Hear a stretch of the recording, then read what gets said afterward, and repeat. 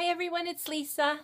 I'm here today to do a book tag. I was tagged by Jay at Jay's Book Castle, and it is called the I Messed Up Book Tag.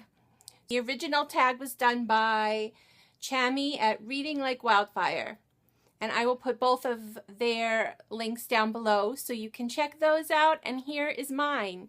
The first question is, a character's appearance that you misread and imagined differently. So one of my favorite books that I read last year was A Monster Calls by Patrick Ness. And I absolutely loved this book. It was probably my very favorite from the whole year.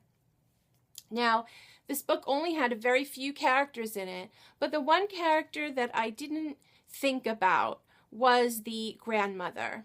So the story is about a little boy whose mom is dying of cancer, and he has to transition and from living with his mom to living with his grandmother, and also take on the load of his mom dying and figuring out how he's going to work through that and how he's going to heal from that. It's an extraordinary book. And so the one person that I didn't think about, like I said, was the grandmother. And in the movie, which I saw last week, Sigourney Weaver plays the grandmother, and she did a fantastic job. I absolutely loved the movie. It was spectacular. If you read the book, you need to see the movie. They did such a good job. But I didn't think about the grandmother's role in the whole story, about how her husband had died. And a comment in the book, the movie, was that she was softer when he was around. So he died, and so the grandmother is on her own and may have become a little rough around the edges, maybe a little bit hard, maybe a little stuffy. And so taking her grandson and having him live with her, I think, was a big deal. So I really didn't stop to think about what the whole story's impact was on her. And when I saw the movie, it was very clear that she had much more of a role in the whole thing than I originally expected, like when I read the book the first time. So I thought that was really interesting to grasp that concept from the movie and to understand her character a little better. The second question is a character's name that you've pronounced wrong. And if there's something I hate, it's reading a name from a character that I don't know how to say. Now, some gracious authors put the pronunciations of names in the back of the book. So a long time ago when I started reading Harry Potter, when it first came out, when it was first popular, the name Hermione was just not that to me. And I don't remember what I was calling her in my head.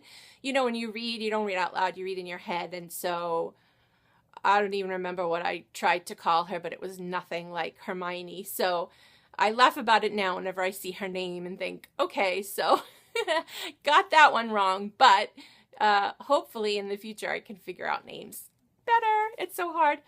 Okay, number 3 is an overused trope that is your guilty pleasure. One of my favorite things myself, and then in books when characters take on a hyperbole, which is an exaggeration of facts. And I do this all the time. My family gets so upset with me if I'll say something like, oh, I had to wait 100 hours for such and such. And maybe it's because I don't have patience, but I'm always exaggerating this and that. And so they'll have to like ask me, was it really that much? Or, you know, exactly how much are you talking about? Or I may exaggerate just a little bit on certain things. But another example of hyperbole is like older than the hills. So I love expressions like that, and I think it explains a lot more in detail of what you're trying to talk about when you can't really find the words maybe. So I enjoy that very much. Number 4, a cliche character type that you like better on the screen than reading in a book. For me, it's always the bad boy, and I fall for the bad boys every single time. In real life, I think I've only dated really nice, clean-cut boys. A lot of examples I can give you, so I'll just run through my list really quick. I just have a few.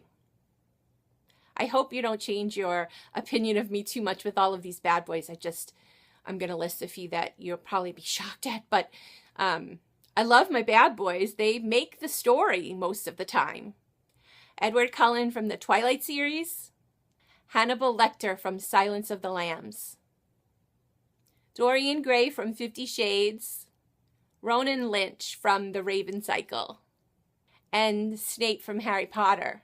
And those are just book to movie characters that I absolutely love.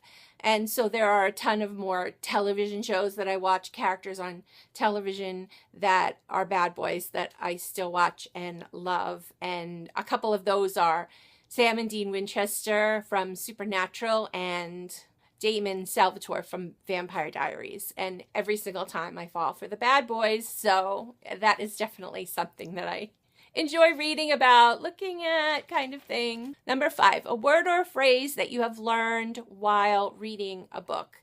Now, I have to say I have a pretty good vocabulary because I read so much, and if I don't understand a word, I will look it up. So progeny was a word that, the title of a book that one of my favorite authors had just wrote, and so the definition to that, according to Webster, is a descendant of a person, plant, animal, offspring, in other words. So the story is about one of the most famous women serial killers, The Prodigy by Toscali. You might want to check that out.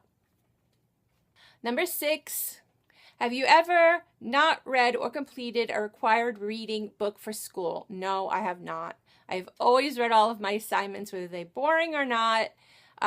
Reading is something that I love to do. If it were for school, it's something I definitely would be dedicated to and follow through 100%.